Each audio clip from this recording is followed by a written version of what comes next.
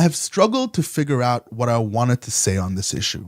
I value myself to be calm and collected with my thoughts, and I am proud that I can honestly present my beliefs while providing a perspective that consider the lives and beliefs of those around me as equal and valid. But on the morning of October 7th, that part of myself was replaced by someone I hadn't seen in a long time, not since I was a child in Israel. I was furious, sad, angry, and frustrated, but predominantly I was vengeful. I was crying in my bed, trying to contact my family in Israel, hoping that no one was hurt and that my cousins, uncles, and grandparents were safe. At first, I couldn't stomach the videos coming out. I would curdle at the faintest sight of soldiers covered in blood, disfigured, wearing the same uniform my parents wore during their service in the IDF. All I could see was my Ima and Abba dead on the ground. I was compelled to see and watch everything I could. Glued to my phone, I forced myself to see it, to feel the blood, the horror, the pain, the outright inhumanity. Bodies were maimed, survivors were recounting their stories, and there are pictures of babies shot in their cribs. Hamas took people, they kidnapped people, and paraded bodies through the streets. And alongside of that, videos of pro-Hamas supporters in Times Square and Sydney embroiled me further as they chanted, "Gas the Jews." At the time, statements like "turn Gaza into a parking lot" felt good, and straightforward solutions like "kill them all, it cannot be allowed to happen again" were cathartic. I recognized these feelings as a response to pain. And at the time, I knew that the right thing to say to those around me is, I don't want any civilians to die. I care for the innocent lives on both sides. But at the time, it also felt like a performance. It has been about 2 weeks, and I'm only beginning to digest this horrific massacre. I can tell that being glued to my phone, watching those images, was a way to feel solidarity with those my family and I have left behind. We escaped the horrific shadow of death that always crept behind us, but the rest of my family hasn't. Even as a child, I was always aware that at 18, I had a chance of dying by going to the military. And even before that, riding next to a bus, or simply because I was at the wrong place at the wrong time. Israelis have been saying, this is our 9/11. And at this point, we don't negotiate with terrorists, is a trope compared to what Israel is about to do. Hamas has an entire military network built underneath Gaza City. But in Gaza, targeting Hamas would inevitably kill, maim, and psychologically traumatize uninvolved children and families who are just trying to live. And the civilian casualties in Gaza are already horrific. We are seeing numbers in the thousands. Netanyahu's government failed Israel. The international community has failed Israel in Gaza. And now we have a conflict without an end in sight. While it is true that the IDF has repeatedly stated we are after Hamas, we don't want to kill civilians. But for Israel to cut off electricity, water, and food to Gaza is extremely distressing. Hospitals are running on generators and will soon not have electricity to treat the innocent. Water is running scarce, and there are reports of fights over food in the streets. Thankfully, as I was writing the script, aid has been approved into Gaza, and it's going to come through the Rafah crossing in the south soon. But it needs to be said, Hamas is a terrorist organization, backed by Iran with the explicit goal of eliminating the state of Israel and killing Jews. Saying Hamas is bad is about as brave as saying Hitler bad. And to say otherwise is morally bankrupt. Hamas has been waging military jihad for decades. It has been unapologetic about using women and children as suicide bombers, unapologetic about targeting civilians, and unapologetic about inviting violence upon its own people. Hamas and its military apparatus must be terminated. And a necessary strategic move is to force fighters and militants of Hamas out of the vast tunnel systems underneath Gaza City. The aid coming in is not for Hamas. It's for the civilians whom the Iran-backed jihadist organization has neglected this entire time.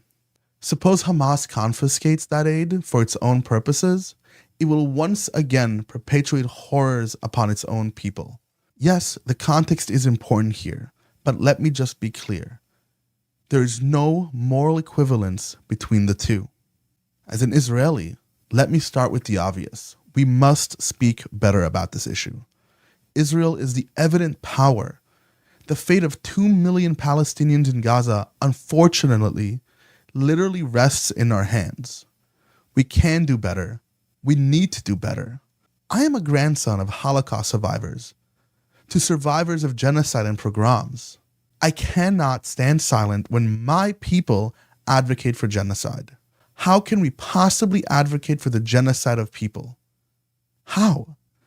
If we believe in democracy, we know Hamas cannot be the legitimate sovereign of the people. We can't just group all Gazans with Hamas. Half of the Gazan population is under the age of 18. And considering that Hamas was voted into power in 2007, almost half of the population in the region didn't even have a choice in that. Remember the mission, the human mission. Apprehend and dispatch those who are responsible. We are not here for vengeance. We are here for justice. Some of my fellow Israelis would disagree with this statement, but it must be said. There must be an articulable diplomatic criterion for peace.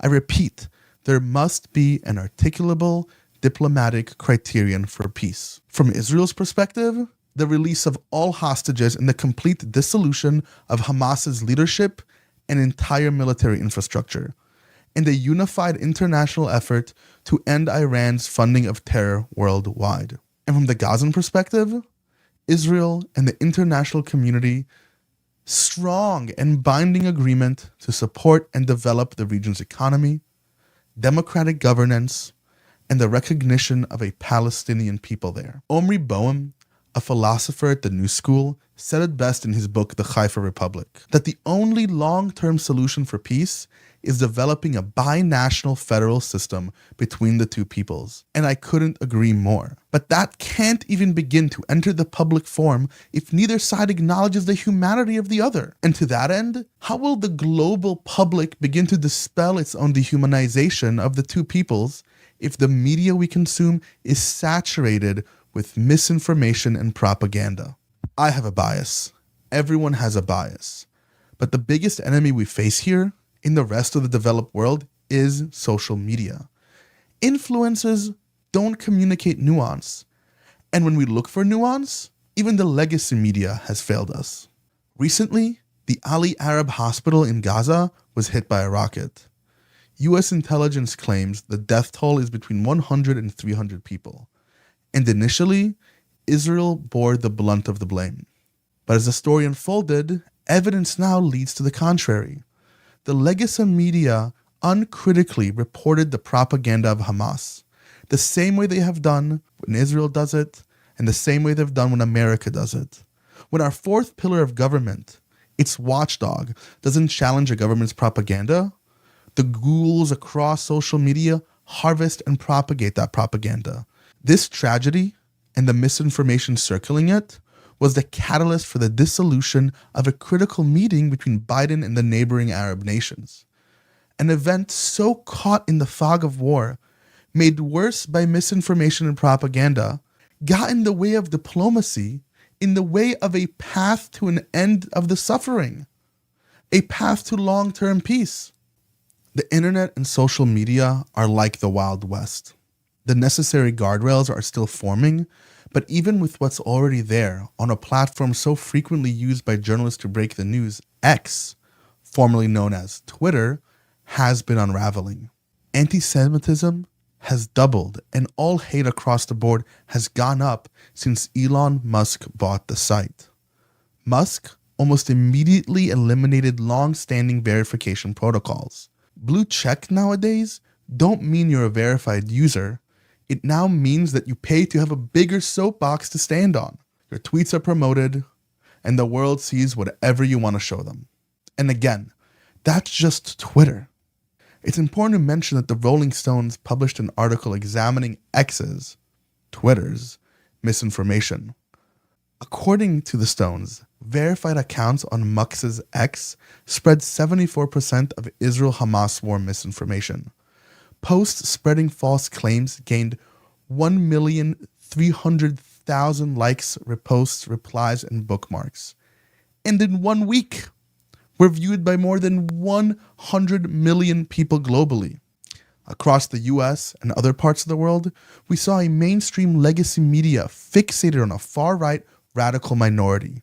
It treated their conspiracy theories and propaganda-level exaggerations equally valid to the truth. And with that validation from mainstream media, and with the help of the massive propaganda machine of Fox News, we saw the rise of a movement that elected Donald Trump, that incited an insurrection at the US Capitol, whose political leaders currently hold the Republican Party in the House of Representatives hostage over who should be the speaker. And for Tuck's sake, Tucker Carlson and the rest of his cohorts employed by Fox News knowingly spread fake information about Dominion and its voting machines. If our social media is losing its guardrails in favor of profits, if our mainstream media is too focused on sensationalist headlines and not on finding the truth behind the words of terrorists and governments, then how can we be a serious ally to either side, let alone the side of humanity? We must exercise skepticism about all these claims. Look at the effects during the COVID-19 pandemic. Look at the 2020 American elections. We've emboldened fascists. I stand with people, not with governments. I'm an Israeli, I'm an American, and I stand against the death and destruction of the innocent. Every inhumane act further erodes our belief in humanity. And to my people I say, our hope is not yet lost, to live with freedom in our nation, the land of peace in Jerusalem.